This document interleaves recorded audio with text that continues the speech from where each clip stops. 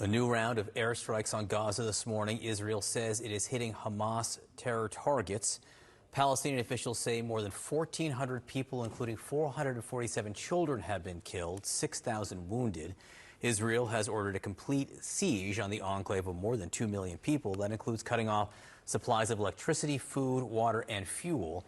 The UN is warning that risk of starvation is rising. The Palestinian Health Ministry says hospitals are on the verge of catastrophe.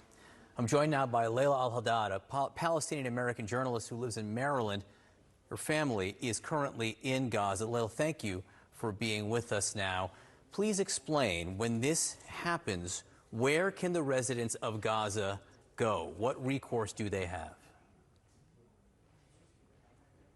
Thank you so much for having me. They can go nowhere. There's nowhere they can go. I mean, this is what we've been trying to emphasize over and over again. And forgive me, but you know, my heart is pounding because I keep getting WhatsApp messages around the clock from both sides of my family updating us just if they're alive or not.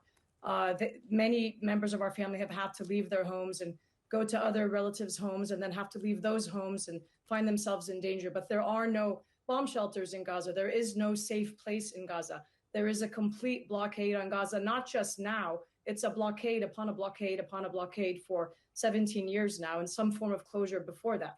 There was a naval blockade, so unless they plan to swim out to sea before getting shot by Israeli Navy gunships, there's literally nowhere they can go. And the only usable border crossing that was restricted even in use, the Rafah crossing, was bombed. So my own uncle tried to leave. His permanent residence is in Jordan, and he was visiting his family there, and the Rafah crossing was bombed about half an hour after he tried to exit. You know, the Rafah crossing is the crossing into Egypt, which is not open. Even if it had not been bombed, it is not open on either side, correct? That's right. That's absolutely right. It was a handful of people that were attempting to leave with foreign residency before the full-scale assault began, and then the Israelis bombed it twice. So now it's been completely sealed shut. Can you explain Hamas is the elected government inside Gaza, what the relationship is in times like this between Hamas and the civilians, the people in these residential buildings who may be wanting to move to somewhere else? This is first and foremost about a population of 2.3 million people who are captive, who are besieged, 80% of whom are registered refugees with the United Nations. Most are not actually from Gaza. They're from towns and villages surrounding Gaza in historic Palestine, villages that they have been forbidden, have been denied the right of return to, or even remembering, or even saying, completely erased from memory since 1948.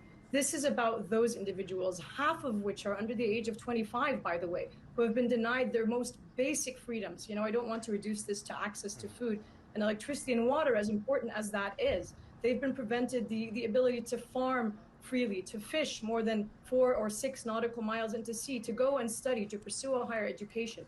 They have been enduring a brutal siege whose stated aims by the Israeli government, by the way, has been to deprive people of their basic freedoms, of the ability to prosper and to develop and to live ordinary, normal lives with dignity.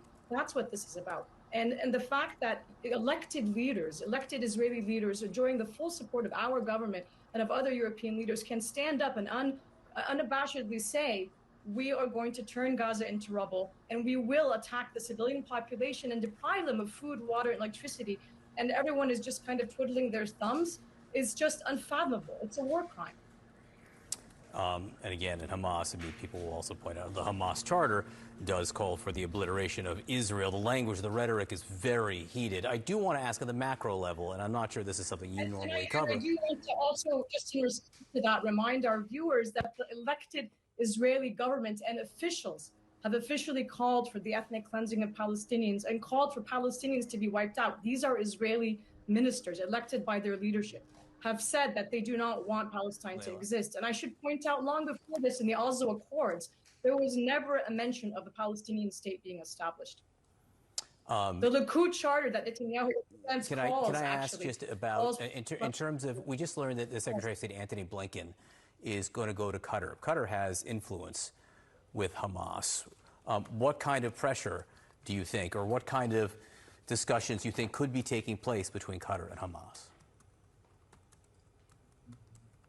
I mean, the hope is that there is some kind of negotiation for an immediate end to hostilities, obviously. All human life is sacred, and there needs to be just an immediate end of the bombardment of Gaza, an immediate end to all hostilities, so that we can address the root of all of this problem, which is the ongoing brutal, extremely violent, structurally and otherwise, occupation of the Palestinian people that they have been enduring for more than 56 years now. When that ends, when Israeli apartheid of Palestinian land and people end, then there can be a just and secure peace for all peoples. That will really help us achieve the vision of peace for all. And I know Secretary of State Antony Blinken also perhaps wants from the Qataris for these some 150 hostages who might be being held inside Gaza right now. Lola Haldad, thank you very much for being with us.